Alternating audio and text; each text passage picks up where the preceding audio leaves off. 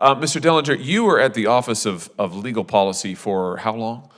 Approximately 2 years. Yeah, I think I saw you in the Judiciary Committee before you took that job. Are you familiar with this case, Missouri versus Biden? Not in detail. That was handled, the civil appellate, the Office of Solicitor General would focus on the litigation for the department. But are you aware of the case and its significance? I mean, do you know what it's about? Do you know anything about it? I'd be happy to respond to any specific question you have. Well, I'm surprised that you haven't at least heard of it. I mean, are you aware of the basics of the case? I would ask that you remind me. Missouri versus Biden is a case brought by my state against the Biden administration and various agencies of the government, including those who you had some portion overseeing, the Department of Justice, for their coordination with social media companies in censoring American speech. Is this ringing any bells yet? It does. Okay, good. Oh, I would certainly hope so. It is, to my knowledge, the first time that a series of federal courts, Federal District Court, Federal Court of Appeals, found that the White House directed the censorship of American speech and directly violated the First Amendment. Now, the court found, among other things, and there are voluminous trial findings here that were then affirmed on appeal in the Fifth Circuit, found that the White House directed these social media companies to take down posts that they didn't like, directed the social media companies to change or alter their censorship practices, that the FBI, that CISA, that the CDC, and a variety of other federal agencies regularly met with these social media companies and coerced them into carrying out the administration's censorship agenda. And that included people in my state who were censored. We had parents, according to the court's findings, parents in my state, in the greater St. Louis area, who had posts about school board meetings that were removed by Facebook. School board meetings that were removed at the direction of the White House and the FBI. I mean, this is really extraordinary. These companies, I should just say, already have too much power. These companies are, in my view, a scourge in this country. But to have the federal government use the companies as their instrumentality to censor American speech is unbelievable. Were you aware of this happening while you were at the Justice Department? I was not involved in litigation on behalf of the Justice Department. Were you aware of the actions happening? Were you aware that the White House, the Justice Department, the FBI, CISA, the CDC were meeting with social media companies? I was not. What would you advise the White House to do in the wake of this ruling? Well, I think all Americans and all parties to litigation have to comply with court orders. I know the Justice Department has a litigation process where the Civil Appellate Division, the Office of the Solicitor General, handles litigation on behalf of the department. There certainly has been a lot of litigation involving states, including yours.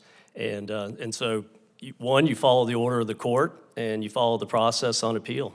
But do you think that this is a problem? I mean, do you think it's a problem that the White House, the FBI, the CDC, CISA has been found by multiple federal courts now to have violated the First Amendment with respect to the speech of individual Americans? I mean, does that strike you as problematic?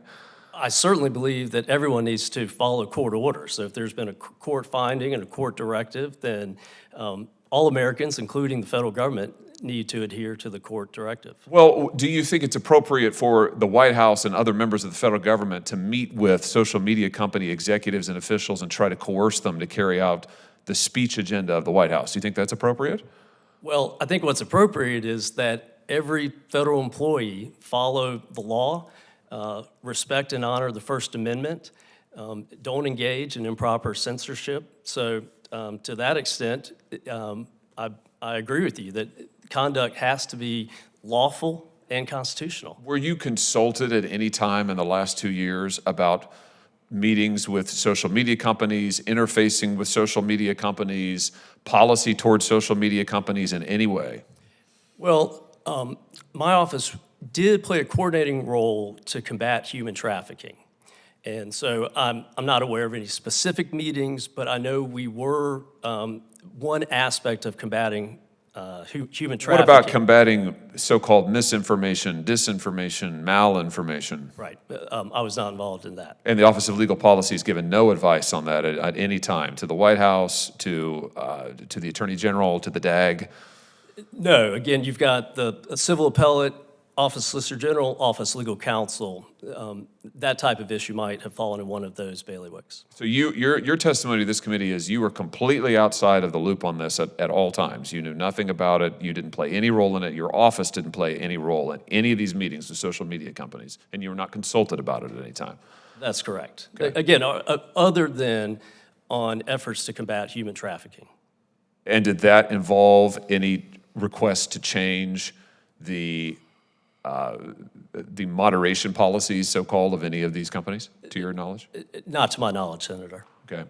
Mr. Chairman, my time has expired. I just want to note again for the record, and the reason I raised this with you, Mr. Dellinger, is you were in a very senior leadership position at the Department of Justice.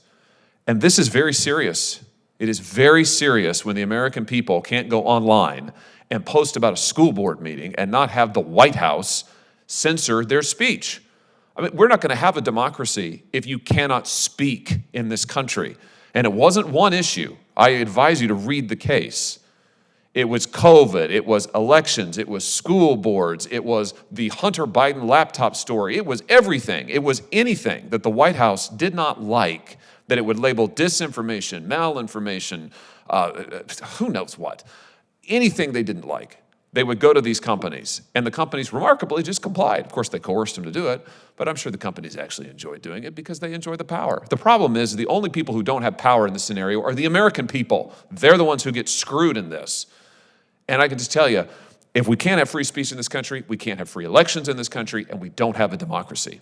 And the fact that you were in a leadership position at the Department of Justice while this is going on gives me serious, serious pause. Thank you, Mr. Chairman.